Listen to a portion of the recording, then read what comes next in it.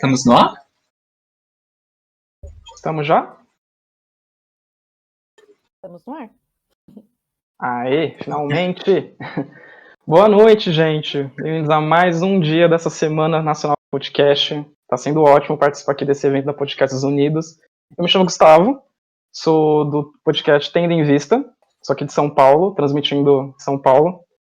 E hoje é um tema assim que para nós aqui é muito caro e que eu acho que vai render uma ótima discussão, que é o que não perguntar para uma pessoa negra LGBTIQIA+.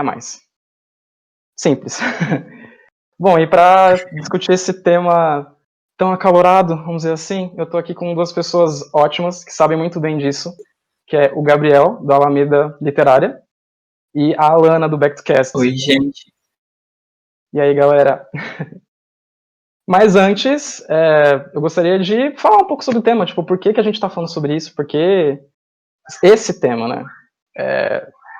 Enfim, geralmente quando a gente fala com as pessoas, a gente pensa que perguntar não ofende, que curiosidade é algo muito bom, só que não é bem assim. Existem perguntas que podem incomodar, existem perguntas que podem ofender, e existem perguntas que é melhor você não fazer para a pessoa e procurar na internet.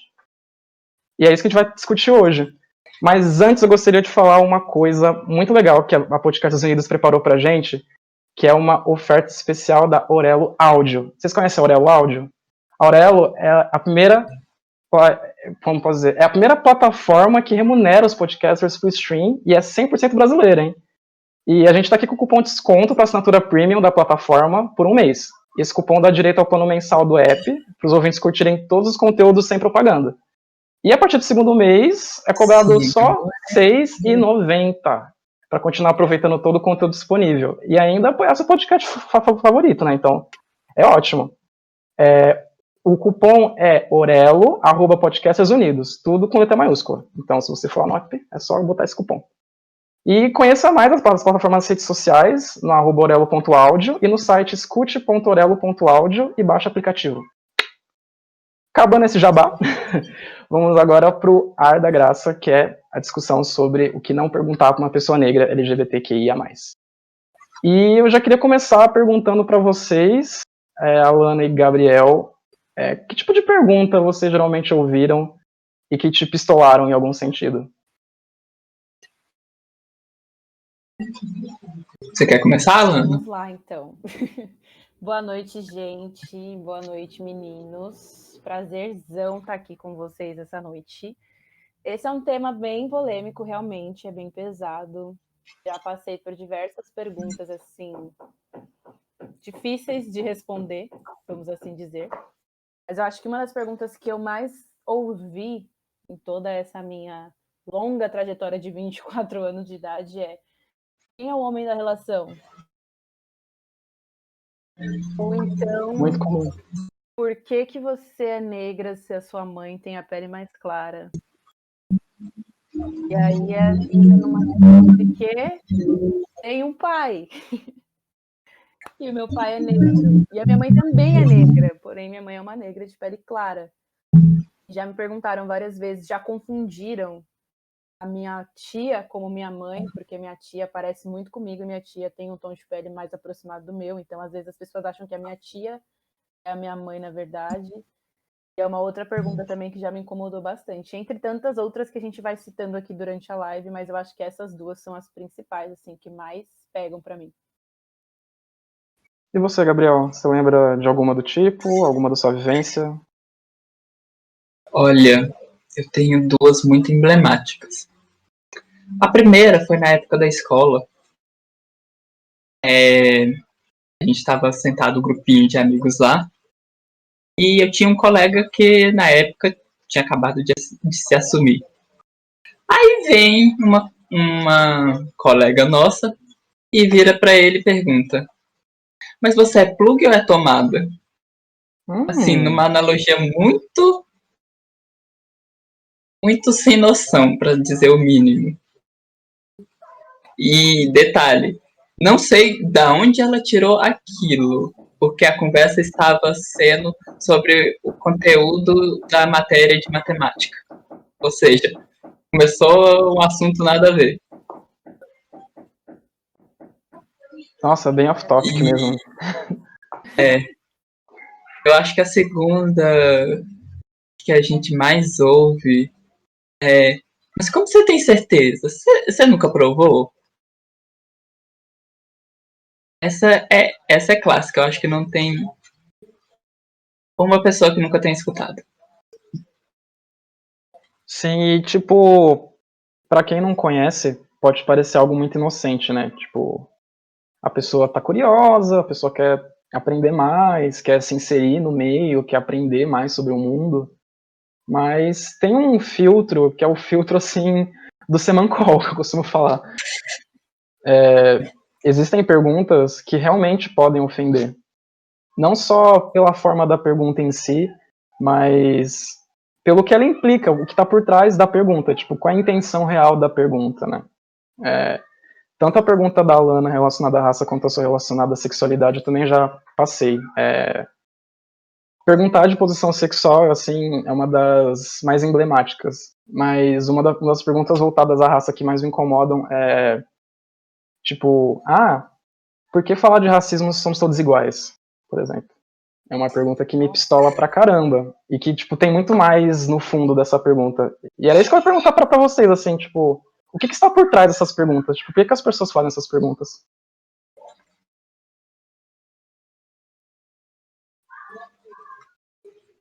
Eu gosto de acreditar na parte boa da humanidade e achar que é por inocência, por não saber o quão, como eu posso dizer, Inconveniente. quão inconveniente a pessoa está sendo ao perguntar aquilo. Mas parte minha acha que a pessoa sabe que aquilo é inconveniente e só está sendo babaca mesmo.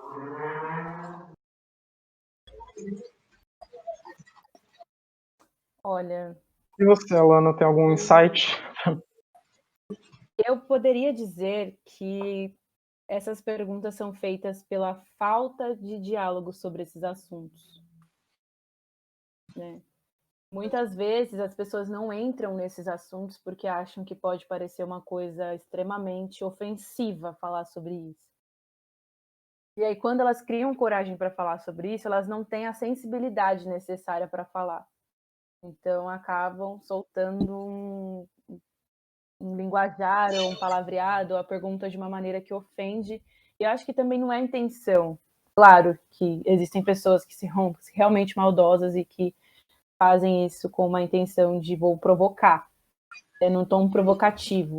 Mas eu acho que nem todo mundo que dispara essas perguntas ou que realiza essas perguntas tem uma intenção de, eu quero saber para te ofender, ou eu vou falar para te deixar nervoso ou para te desestabilizar. Às vezes a pessoa só realmente não sabe e não teve uma oportunidade de conversar sobre isso, nunca teve acesso, por exemplo, a uma pessoa trans para saber como ela gostaria de ser chamada, ou nunca teve acesso a uma pessoa não binária para saber como ela gostaria de ser chamada. Então, eu acho que não só pela falta de acesso, mas também pela falta de diálogo.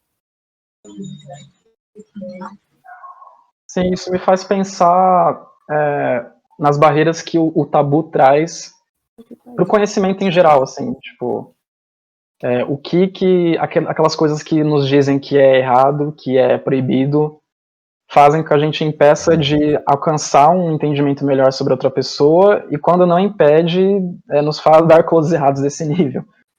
E a minha pergunta que eu queria fazer agora para vocês é exatamente nesse sentido. Por que vocês acham que falar de raça e sexualidade ainda hoje é tão tabu, e por que gera esse tipo de perguntas tão ofensivas, ou que não tinham intenção de ser ofensivas, mas que estão acabando sendo ofensivas de qualquer forma? Gabriel, quer começar? Pode começar. Eu fico aqui esperando ele me espera, a gente fica aqui se olhando, mas enfim. Bom, eu acho que não só pela falta de diálogo, mas também pelo fato de que são duas vertentes que as pessoas, no geral, querem sempre abafar.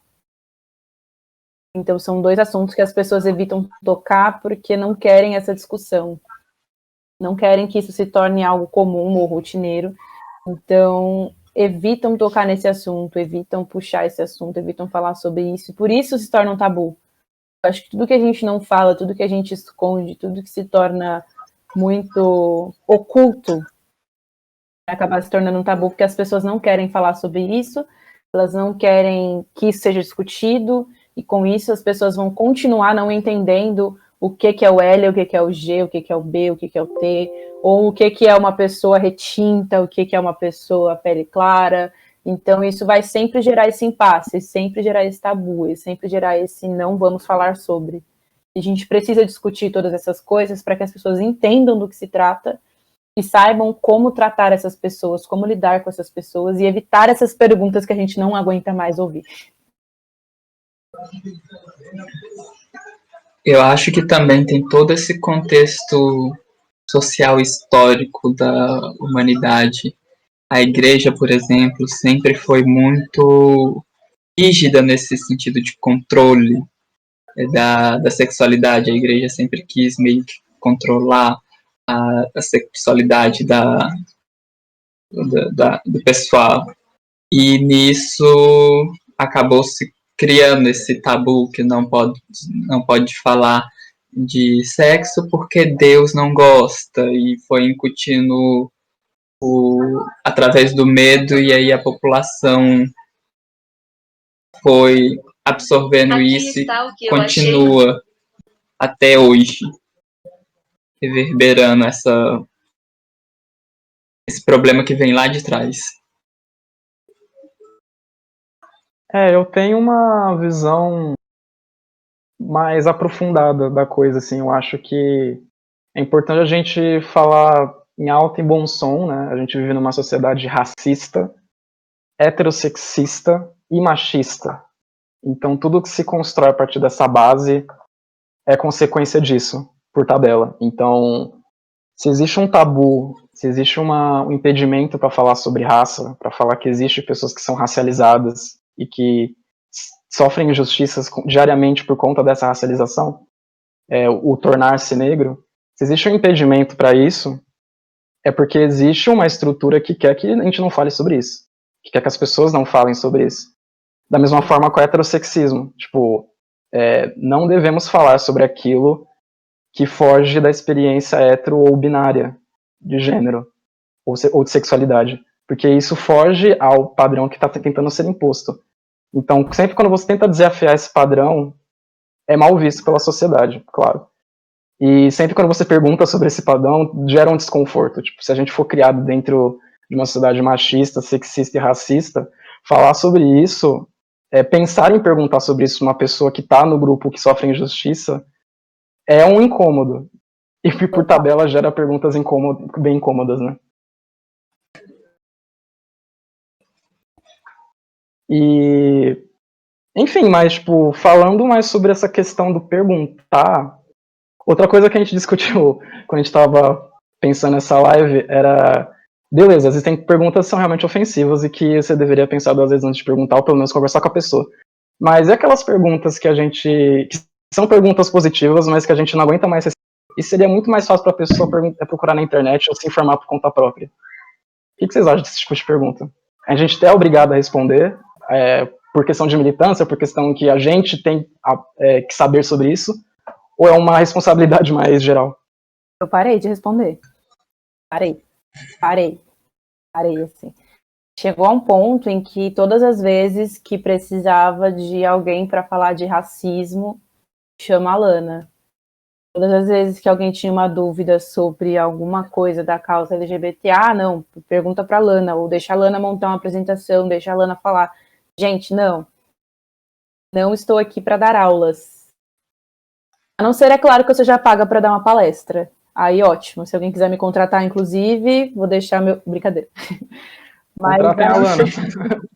A não ser que eu seja paga para fazer uma palestra sobre o assunto, eu não faço mais essa tia que dá aula, sabe? Porque eu acho que a gente está num nível da sociedade em que todo mundo tem acesso ao Google, todo mundo tem acesso a materiais que tem informação demais para que seja buscado. Então, a pessoa pode buscar informação na internet, ela pode buscar essa informação em livros.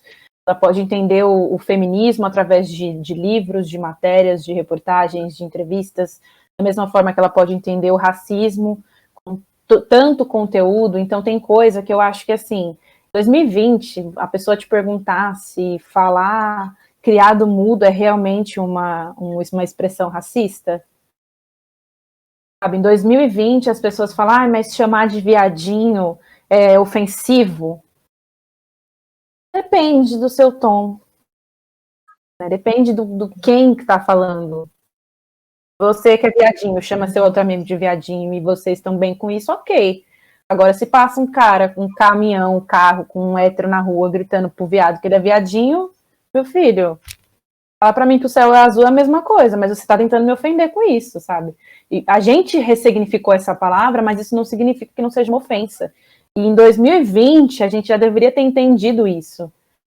Sabe? Então, eu não respondo mais. Eu acho que tem coisa que às vezes as pessoas vêm me perguntar. Já chegaram uma vez a criar um grupo no WhatsApp comigo e uma pessoa que eu não conhecia, uma amiga minha, virou para mim e falou assim: ai, Alana, criei esse grupo aqui para você explicar para fulana o que é colorismo. Essa foi a minha cara, gente, para esse grupo. Nossa! Essa foi a minha cara. E aí eu respondi para ela assim, eu falei, meu anjo, eu não sei quantos anos a sua amiga tem, mas se a vida ainda não ensinou para ela o que é isso, não sou eu que vou mostrar para ela no WhatsApp, me desculpa. Sabe? Então eu não respondo mais. Tem coisa assim, não me chame para falar disso, não me pergunte. Se você quiser dialogar, é claro, se for para ter uma conversa agora, ficar explicando, ficar respondendo certas coisas para mim já deu. Não contem comigo para isso, gente. Vamos falar de outras coisas. Eu não sei se é porque eu ainda não tive a paciência torrada por conta disso, ou também se é porque eu gosto de explicar, de ensinar as pessoas, eu tenho essa veia de professor.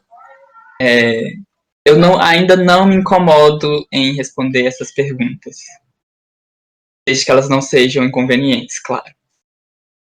Mas acho que as pessoas devem se preocupar em não procurar a gente só para isso. A gente é muito capaz de falar sobre diversos temas. Eu falo no meu podcast de livros. Mas ao mesmo tempo eu sou muito capaz de falar sobre filmes, sobre jogos, sobre qualquer outra coisa. Então, gente, a gente não é definido só por uma coisa. Real. Nossa, esse é o ponto. Às vezes eu fico me perguntando, quando a Alana falou assim, tem tanto conhecimento, tem tanta fonte de informação, e em 2020 as pessoas ainda não vão atrás. Será que o problema é a informação, o preconceito da informação? Tipo, é muito difícil, é um assunto que eu não domino. Eu Ou acho se é que é por causa a falta de do interesse. tabu? Falta de interesse. Também. Vamos ser bem diretos. Falta de interesse. Eu Porque acho que é assim, falta de tentando me interesse, botar porque no o mesmo difícil acesso lugar. que as pessoas têm a esse conteúdo, desculpa, desculpa, te Tudo bem, pode cortei. falar, por favor, fale. Mas eu acho que assim, o mesmo acesso que as pessoas vão ter a esse conteúdo, as pessoas têm a notícias da Fazenda, sabe? A notícia, a fake news. Então, assim, tá tudo no seu celular, cara. Todo mundo, a maioria das pessoas, geralmente essas pessoas que falam com a gente, não vou generalizar porque tem muita gente que não tem acesso à internet. Então, existem pessoas que realmente não têm acesso à informação e tá tudo bem. Mas as pessoas que têm acesso, que passam o dia inteiro compartilhando meme, o dia inteiro falando de reality show, pessoas que estão ali falando de separação ou de casamento de artista, essas pessoas têm acesso à internet. Elas não buscam esse conteúdo, elas não buscam porque não tem realmente interesse, porque existe o preconceito, porque existe o racismo, e que está tão acoplado à nossa sociedade que as pessoas não vão buscar essas informações. Então, eu acho que é real uma falta de interesse, assim, na maioria das vezes, né? Não em todos os casos. Sim, eu fiquei pensando, por exemplo, vamos me botar num lugar difícil, vamos supor que eu sou um... Ok. Nossa, essa comunidade é tão estranha pra mim, eu não entendo nada do que eles estão falando, eu não entendo nada da vivência deles. será que é tão difícil assim aprender sobre ele? Será que é uma coisa muito longe de mim, da minha realidade? Mas às vezes eu paro para pensar nesse ponto que você falou, Alana. Às vezes as coisas não são tão difíceis, realmente tem a dificuldade de você se botar no lugar da outra pessoa, se botar no lugar de uma vivência que você não teve, que leva a questão do lugar de fala, que a gente vai falar já já. Mas tem essa questão de, tipo, por que não ir atrás? O que te impede de ir atrás? Pô, a Djamila Ribeiro aparece no Encontro, o Silvio Almeida aparece no Roda Viva, tipo, tem podcast com esses dois feras sobre raça, ou até mesmo, por exemplo, o Põe na Roda, que tá no YouTube. Enfim, vários. É muito mais popular do que antes. Claro que se a gente fosse falar dessa conversa nos anos 2000 já seria outro papo, mas agora que a gente está em 2020, é muito mais fácil o acesso, né? PDF é muito mais fácil, vídeo é muito mais fácil, podcast, então nem se fala. Mas acho que cai bem nessa questão. O que você acha disso, Gabriel? Eu meio que tive uma experiência particular com isso, porque antes eu não tinha vivência com pessoas trans, não conhecia, na minha cidade, eu não conheço uma pessoa trans aqui ao redor. Por conhecer pessoas trans lá em Brasília, na UNB. Fora os clássicos estereótipos que a gente vê em novela, ou que a gente vê talvez em alguma notícia. E aí, beleza. Conhecendo essas pessoas, eu me peguei nessas situações de como eu devo chamar a pessoa, como eu devo... qual pronome que eu devo usar com ela.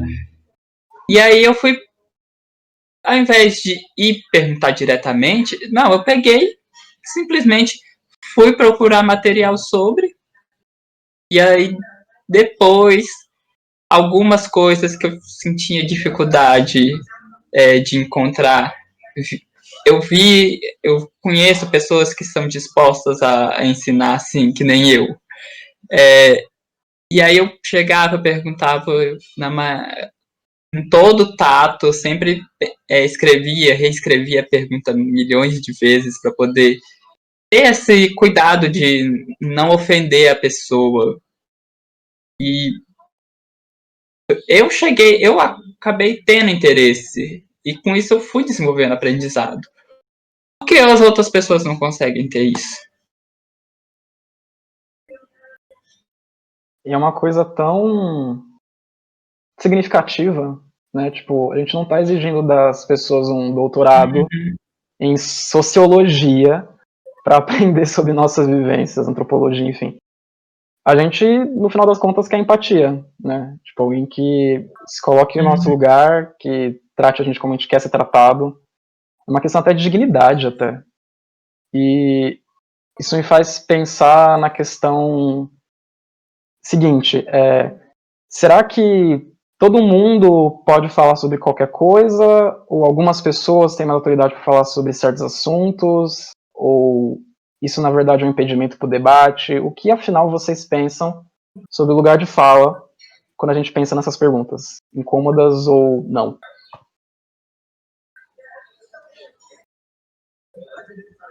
Bom, um espera o outro, e na hora de falar, fala todo mundo junto. Sempre. Eu acho que lugar de fala é uma situação assim. Se eu, que sou uma pessoa magra, não tenho lugar de fala para falar sobre o que é ser uma pessoa gorda, mas não significa que eu não possa defender a causa. Isso não significa que eu não possa falar que é errado você ofender uma pessoa pelo seu biotipo físico. Mas eu acho que assim, lugar de fala é você respeitar o espaço do outro, sabe? Você não querer ensinar para alguém uma coisa que você não tem experiência nenhuma.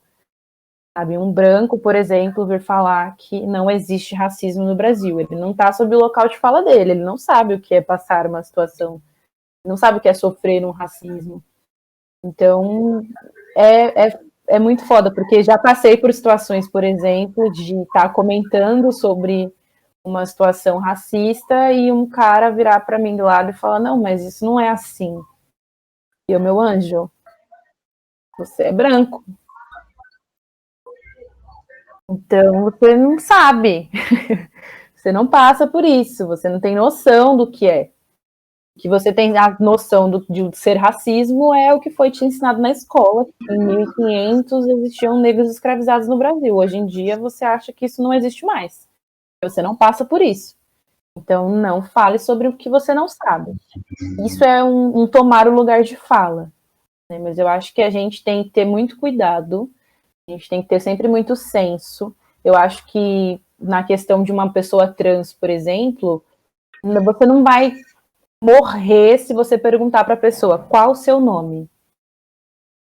A pessoa vai te responder de acordo com como ela prefere ser chamada. Então, se você não sabe, se você tem dúvidas, se você não sabe como tratar a pessoa, pergunte qual o seu nome, como eu posso te chamar? E aí é isso, sabe? É uma forma de respeito. Se ela vai falar, eu sou do pronome elo, trate-a com elo. Meu nome é Maria. Oi, Maria, tudo bem? Acabou. Sabe? É muito uma questão de quebrar esse tabu, de não perguntar, de não falar. Eu mesma disse que tem coisa que eu não respondo mais, mas é porque realmente tem situação que eu vejo que a pessoa não tem interesse nenhum em saber sobre aquilo, ela tá me perguntando porque ela vai precisar daquela informação daqui 5 minutos. Eu não sou um Google. Não tô aqui para ensinar ninguém coisas que você não tem interesse em saber. Sabe? Então, eu acho que a questão do local de fala é muito uma questão de senso, de um tato, e de saber que se você não tem local de fala sobre aquilo, não queira ensinar as pessoas, ou não queira impor o que você não sabe a outras pessoas. Saiba que todas as falas que a gente tem, principalmente a gente que é comunicador, que trabalha com comunicação, que se expõe, que expõe opinião, que expõe a voz nos nossos podcasts, por exemplo, a gente sabe que as nossas informações, o conteúdo que a gente transmite pode tomar proporções que a gente não imagina. Então, a gente tem que ter responsabilidade na fala, mas essa mesma responsabilidade vale para uma conversa na mesa de bar, para uma conversa com amigos de trabalho ou com colégio, em qualquer lugar. A gente tem que ter responsabilidade pelo que a gente fala, a gente tem que ter senso sobre o que a gente fala, para que não ofenda, para que não oprima determinada categoria de pessoas. Então, eu acho que é muito uma questão de ponderamento pessoal, assim. Cada um vai ter que se entender o ambiente que você está, entender com quem você está falando, para que não haja uma invasão, assim, uma falta de respeito, eu vou usar essa expressão. Falei pra caramba, né, gente? Desculpa. Não, desculpe. Eu ia perguntar, inclusive, isso pro Gabriel, assim, você acha que a questão do lugar de fala pode ser usada como um impedimento para não tratar de assuntos que são de interesse comum, por exemplo, uma barreira para aprender mais sobre a vivência de outras pessoas, porque não é meu lugar de fala, não é a minha realidade, não vou falar sobre isso. Ou é uma forma de desmerecer até o lugar de fala de outra pessoa? O que você acha disso? Eu acho que as pessoas vão usar isso como desculpa, claro. Mas não chega a ser um impedimento para você aprender. Aprender, qualquer um pode aprender, basta ter vontade. Acho que o maior problema é as pessoas não têm interesse em conhecer a nossa vivência.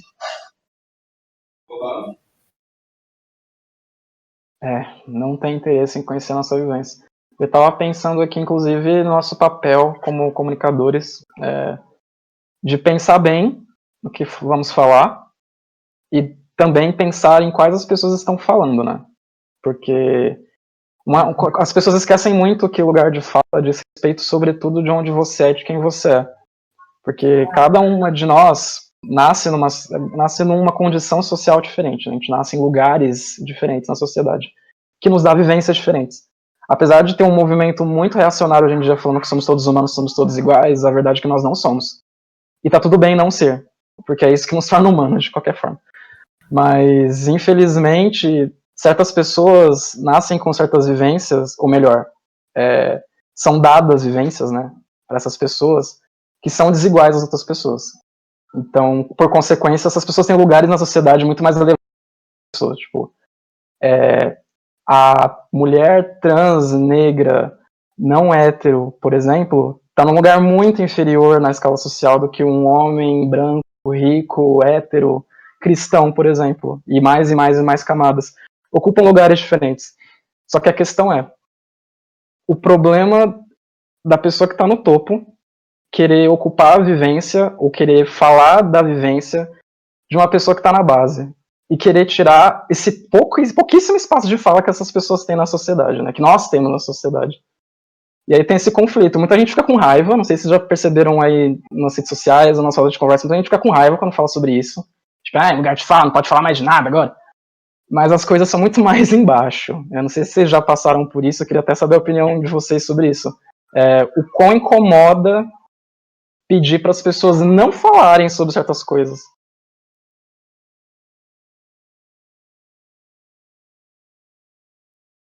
Eu, sinceramente, nunca cheguei a ter problema com isso. Talvez seja por conta da minha bolha, que é uma bolha segura, digamos assim. Mas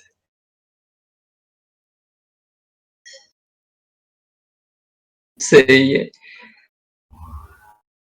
é algo complicado. Olha, eu nunca passei por uma situação em que fosse gerar da pessoa falar, não fale sobre isso. Eu já estive em situações de estar num assunto assim e chegar uma pessoa e falar assim, isso é mimimi. Uhum. E aí eu tive que olhar para a pessoa e falar assim, pode me explicar o significado dessa palavra, mimimi? E aí ele falou assim, vocês ficam choramingando por coisa pouca e tal, e blá blá blá. Eu virei para ele e disse, meu anjo, entenda que se a dor não é sua, você não sente. E se você não sente, você não pode julgar a dor do outro. A mesma situação que ocorra contigo não vai doer da mesma forma que poderia doer em mim ou em qualquer outra pessoa. Então pare de julgar o que o outro sente se você não tem nenhuma vivência sobre aquilo. E mesmo se você tivesse, você poderia sentir de uma maneira totalmente diferente. Então, se tem uma coisa que eu odeio é quando estou tratando sobre qualquer assunto que seja e alguém fala, isso é mimimi. Porque se você está diminuindo o que o outro está falando, o que o outro está sentindo, é porque você não tem você não tem noção nenhuma do que é isso. Então, já tive essa situação de alguém virar para mim e falar, é mimimi, porque o cara... Foi uma situação de assédio.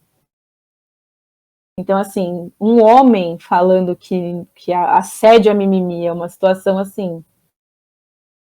Você não passou por isso, você não sabe o que é isso, você não sabe o que é ser mulher, você não sabe o que é você ter medo de ser estuprada.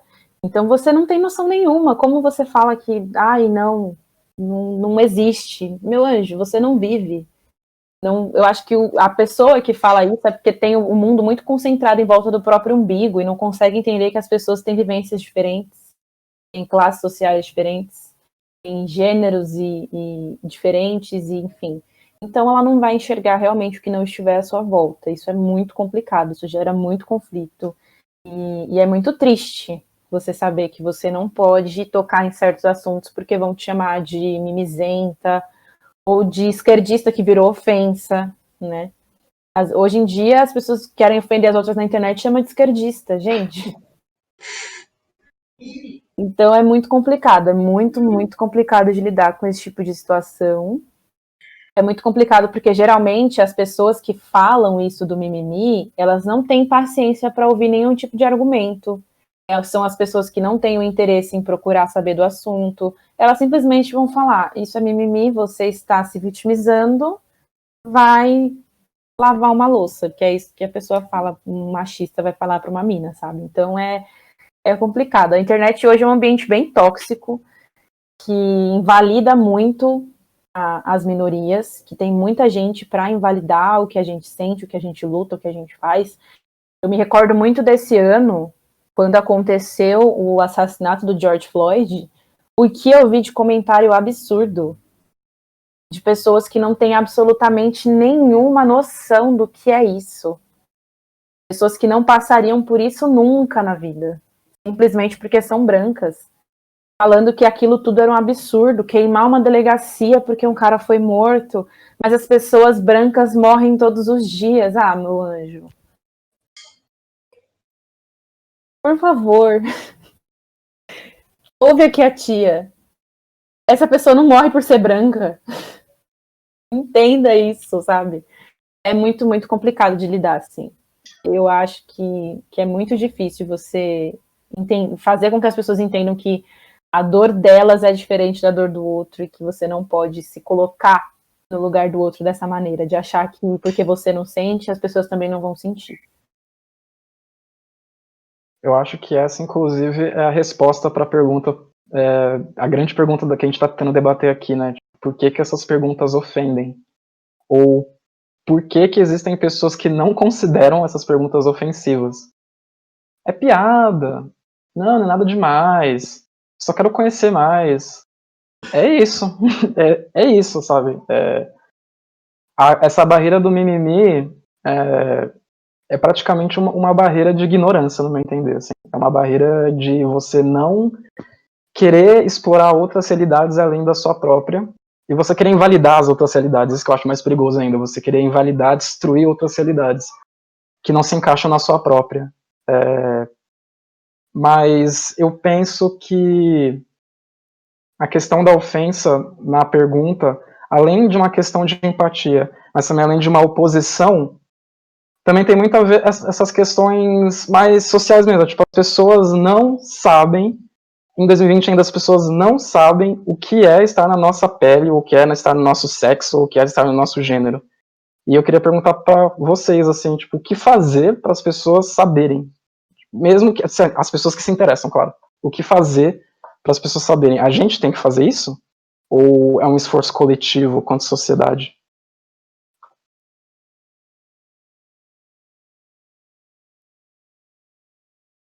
Ao meu ver, isso tem que ser um esforço coletivo da nossa sociedade.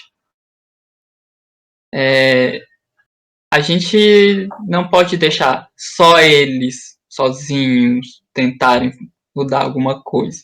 A gente tem que ir junto, a gente tem que ir comandando, liderando, ensinando essas pessoas como é isso, para elas poderem, por exemplo, replicar isso, explicar isso para os outros. Antes de responder a sua pergunta, eu quero só ler um comentário aqui da live da Ferna_MN. Ela mandou o seguinte: eu adoro o conceito vidas brancas importam, ou vidas azuis importam, porque mostra que as pessoas entendem que apesar de alguns indivíduos, um grupo deve ser discriminado por esses atos, o que significa que elas entendem o vidas negras importam e preferem ser mau caráter mesmo. Fernanda, eu acho que seu nome é Fernanda, porque não tá Fernanda ali, mas é Ferna. Concordo contigo. Elas sabem que vidas negras importam, porém preferem continuar sendo seletivas. Essa é a verdade. Mas, voltando à pergunta, e eu acho que eu perdi um pouquinho o fio aqui, lendo esse comentário, mas vamos lá, Gustavo. Sua pergunta foi sobre o como isso vai mudar, ou como essas pessoas vão entender o nosso lugar, é isso? Tipo, o que fazer para passar esse conhecimento? Tipo, é um papel nosso ou um papel coletivo enquanto sociedade?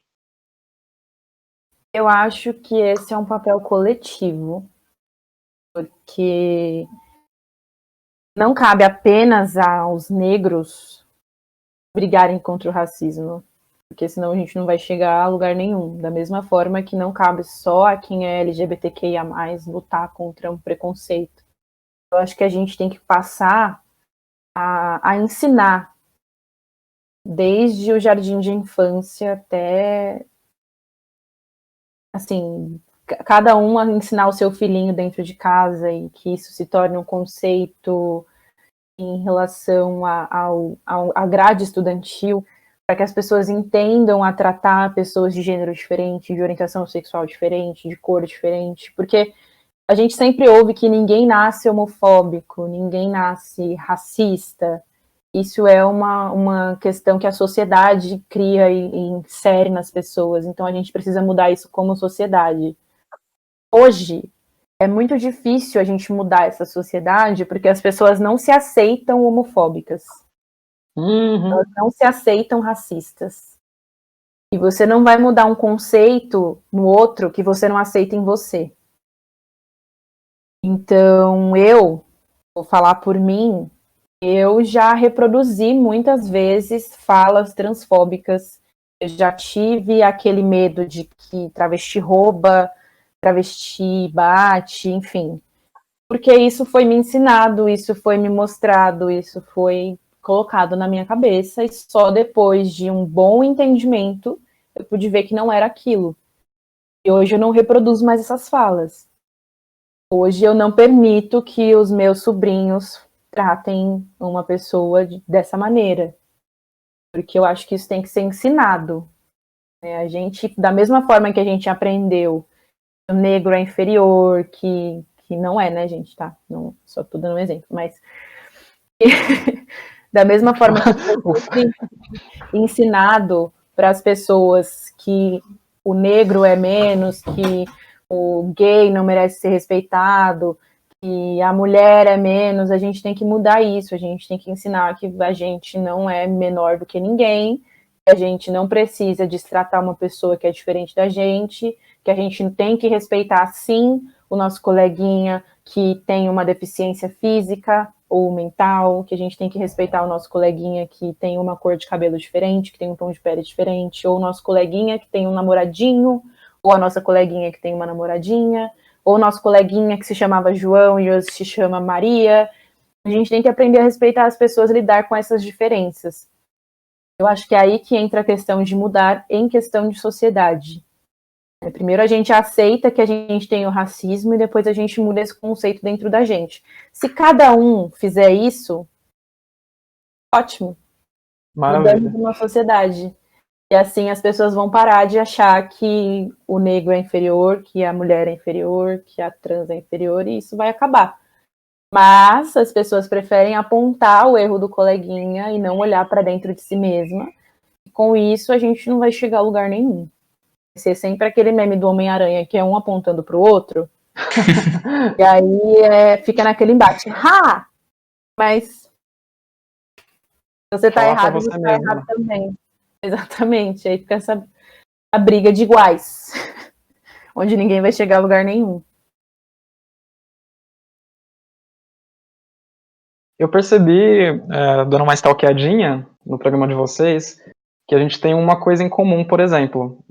Os nossos, além de nós termos nascido por causa dessa pandemia do vírus mortal chamado coronavírus, os nossos primeiros episódios são voltados a isso. Vocês, por exemplo, já fizeram um episódio sobre a questão LGBTQIA+. E eu queria comentar, e vocês também falam de outras questões, claro, relacionadas ao tema que a gente está falando hoje. Eu queria perguntar, mais para os encerramentos, assim, como foi fazer esses episódios e o que vocês esperaram atingir com esses episódios? Falando em educação mesmo.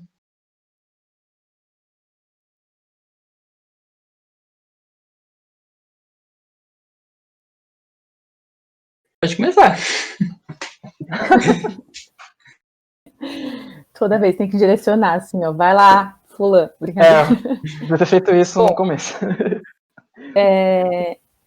Quando eu gravei um episódio sobre racismo, foi porque eu tava muito de saco cheio, assim.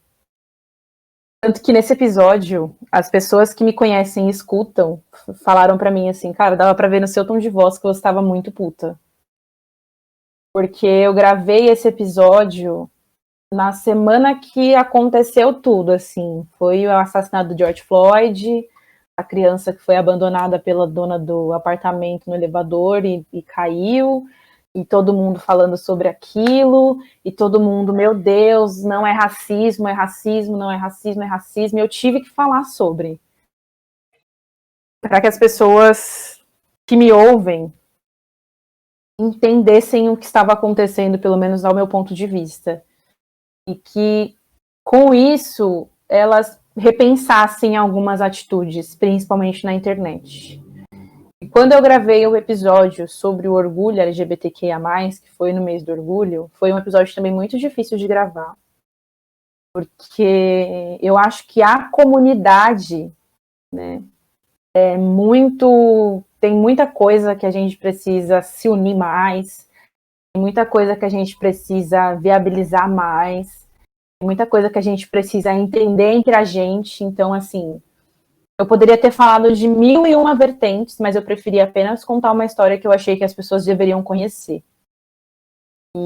E nesse episódio eu também falo sobre você cuidar da criança LGBT, porque eu vejo que tem muitas crianças sofrendo muito, e eu fui uma dessas crianças. Então, assim, eu acho que é importante a gente ver, identificar essas crianças e cuidar mesmo, para que elas não se tornem adultos tóxicos ou não desenvolvam uma depressão, ou não acabem tirando a própria vida, ou não acabem reproduzindo esse preconceito de uma maneira ruim. Então, eu acho que a minha intenção nesses 2 episódios era realmente conscientizar o meu público, que é majoritariamente hétero, por incrível que pareça. Caramba! Então, eu precisava passar isso para as pessoas, e eu me preocupo muito com isso, sabe? Em reproduzir, principalmente porque eu sei que meu público é majoritariamente hétero. E eu me pergunto muito por que esses héteros estão me ouvindo. Você Mas que tá ótimo indo no que eles caminho estão me certo. ouvindo. Que ótimo que eles estão me ouvindo, que alcance outras pessoas, para que eles consigam ter ali um outro ponto de vista para analisar. Bom, o Gabriel no Alameda também fez um episódio sobre LGBTQIA+, mas voltado para representatividade. Aí eu queria saber qual o impacto da cultura nesse nível para essas questões que a gente está falando agora.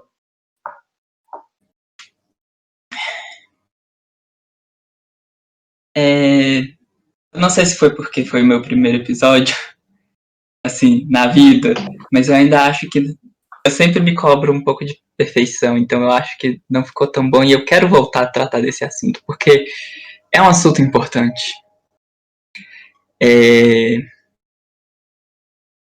Acho que a maior importância da representatividade na cultura pop é justamente para quando aquela criança vê aquele desenho, lê aquela história, se ela consegue se enxergar lá, ela consegue se aceitar.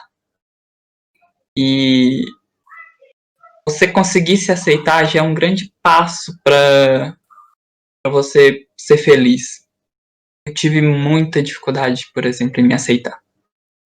E eu acho que esse foi o mais emblemático para mim, porque hoje em dia eu fico tão feliz em ver tantas representações boas, não só essas representações caricatas que a gente vê em novelas, mas representações boas, dignas mesmo, que tratam a gente como pessoas humanas, não só pegam esse aspecto da nossa vida e exploram ele de forma caricata, não. Eles exploram esse aspecto, mas também exploram todas as outras vivências que a gente pode ter. Isso naturaliza a gente, torna a gente real aos olhos dos outros. Faz com que a gente consiga ser enxergado de forma humana. E aí, com os outros enxergando a gente de forma humana. E até a gente começando a se enxergar mais humanamente, se aceitando, isso pra mim não tem preço. Realmente não tem preço, né? Eu queria passar aqui a noite toda conversando com vocês. Realmente, tá sendo ótimo. Tô aprendendo muito com as vivências de vocês. Mas infelizmente vai ter que dar tchau, tchau. Então, antes da gente ir embora, além da gente marcar aqui o nosso crossover, por favor, eu gostaria que vocês divulgassem as redes de vocês, divulgassem onde é que vocês podem escutar o Alameda Literária, o Back2Cast, é o momento de vocês.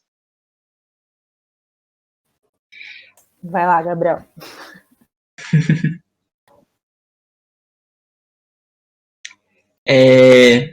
O Alameda Literária está disponível em todas as plataformas, inclusive no Orelo, viu, gente?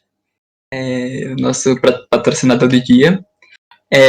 A gente está no Instagram como @alameda.literária, no Twitter como @alamedalitera, e a gente tem também o e-mail alamedaliteraria@gmail.com. Vocês podem mandar mensagens lá pra gente, fotos, a gente vai adorar interagir lá com vocês. Show. Gente, vocês me encontram no Facebook, no Twitter e no Instagram como @backtocast. Estou disponível em todas as plataformas, inclusive no YouTube. Todos os episódios do podcast já estão disponíveis no YouTube. No meu podcast você pode me ver falando pra caramba, igual eu falei aqui hoje. Quero muito, muito, muito uma collab com vocês pra gente Sim, entender por favor. Então, gente, vamos marcar. Já temos aqui o compromisso com os nossos ouvintes para gravar, né? Está aqui ao vivo e registrado. Então, vamos gravar uma collab para a gente estender esse assunto. Muito obrigada, gente. Eu amei o papo. Também ficaria aqui conversando com vocês por horas, porque foi realmente incrível. E eu espero que os espectadores também tenham gostado do nosso papo. Depois eu vou ver os comentários da live, viu, gente? E o Fernando, que eu li o comentário, ele comentou aqui que é Fernando. Então me desculpe, Fernando. Obrigada pela participação. Gente, eu também vou fazer meu momento público aqui. O Tendo em Vista está disponível nos principais players, Spotify, Google Podcast, Deezer, enfim. Só procurar Tendo em Vista, vocês vão achar @Tendo em Vista oficial no Instagram e @Tendo em Vista no Twitter. A gente fala basicamente sobre essas questões de política, cultura, sociedade, sempre buscando trazer entrevistas, mas sempre também buscando trazer outras vivências, ou até mesmo as nossas próprias vivências. Então, eu vou estar muito, muito satisfeito se a gente fizer essa collab, porque a conversa de hoje foi muito rica, especialmente para mim, porque é um tema muito caro para mim, enquanto negro e enquanto não hétero. Então, muito obrigado mesmo. E, óbvio, não podia deixar, né? Gente, vão nas redes sociais do Podcasts Unidos. Esse Podcasts Unidos é uma iniciativa que tenta unir a podosfera brasileira, todos os podcasts aí independentes que estão começando do zero ou que já estão mais estruturados. Enfim, tem muito conteúdo legal, vários tipos de conteúdo, então vão lá no Instagram da Podcasts Unidos, @Podcasts Unidos, então vão no Twitter, tem muita coisa lá. E, bom, se vocês ainda tiverem fôlego, vão fazer um lanchinho rápido, porque a próxima live é muito boa. O nome da live, olha só, Mulheres Ocupando a Podosfera, tá bom pra vocês? Mulheres Ocupando a Podosfera, às 9 da noite, vai ser com a Caliane Gomes, tá na nuvem, a Isabel Barbosa no sofá, a Lorena Souza também não tá na nuvem, e a Monique Costa, isso, Horrorizadas, eu fiz a minha cola aqui. Então, gente, de novo, Alana, Gabriel, muito obrigado mesmo por esse momento, eu tava precisando disso nessa minha quarentena. E o compromisso está marcado, então não vamos mais evitar, vamos gravar sim. E fiquem bem aí, um beijo, até mais, gente. Gente, não saiam daí, que agora vai ter uma entrevista com o André Aloy, hein? Fiquem aí, não vão embora. Eu já volto. Tchau, gente, beijo.